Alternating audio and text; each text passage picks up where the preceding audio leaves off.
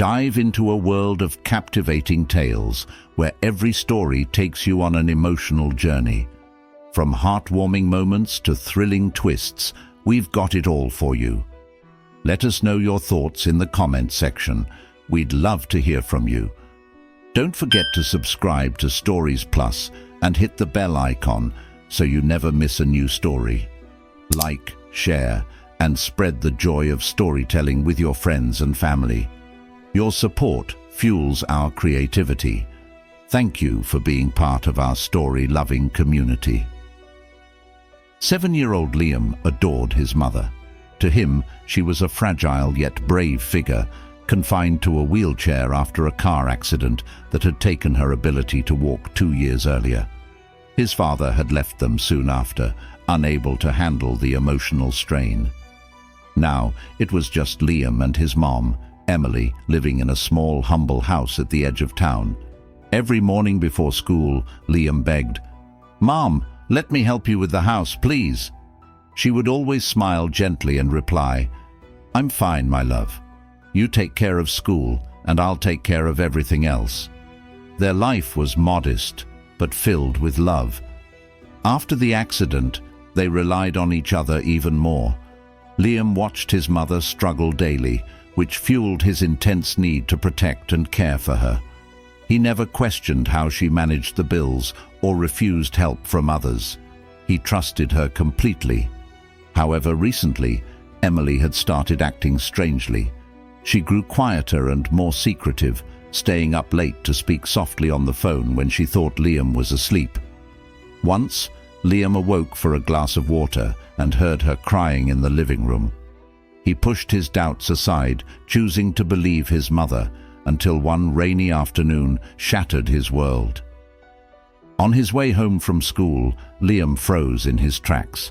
Ahead of him, across the street, was his mother. But she wasn't in her wheelchair. She was walking perfectly, as though she had never been injured. Confused and heartbroken, Liam watched her stride confidently toward a gleaming, luxurious bakery he'd never noticed before. Its windows displayed colorful pastries, and inside, well-dressed people chatted over coffee. Emily entered the bakery, laughing and chatting with a man in an expensive suit who handed her a delicate box of pastries. She looked vibrant, happy, like someone he didn't recognize. Liam felt his chest tighten. Had his mother been lying to him all this time? He turned and raced home, his mind swirling with questions. That evening during dinner, Liam could barely look at his mother. She sat in her wheelchair, smiling at him as always, but all he could see was the image of her walking confidently into the bakery. "Did you have a good day at school, sweetie?" Emily asked softly. "It was fine," Liam mumbled, avoiding her gaze. His mother studied him but said nothing. That night, as Liam lay in bed, his thoughts wouldn't stop racing. Why would his mother pretend to be disabled if she wasn't? What else had she been hiding from him? The next day, Liam made a decision. After school, he told Emily he was going to a friend's house, but instead followed her. He trailed her from a distance, his heart pounding. As she reached the bakery, she stopped, glanced around, and then stood up. Liam gasped as she folded her wheelchair and placed it behind a dumpster before walking briskly into the bakery. Liam's chest tightened as disbelief turned to hurt. Inside, he kept to the shadows, taking in the gleaming floors, the scent of fresh pastries, and the chatter of carefree patrons. His mother stood at the counter, laughing with the suited man as he handed her another box of pastries. She looked so different, so at ease. Liam slipped out of the bakery, unnoticed but heartbroken. That night, Liam confronted her. "Mom," he began, his voice shaking, "I saw you today." Emily froze. "What do you mean, sweetheart?" "I saw you walking. I saw you go into that fancy bakery. You're not disabled, are you?" Her face paled, and after a long silence, she sighed heavily. "I didn't want you to find out this way," she whispered. "So you can walk? You've been lying to me this whole time?" Liam's voice was a mix of anger and hurt. Tears welled in her eyes. "It's not what you think, Liam. I didn't lie, not exactly.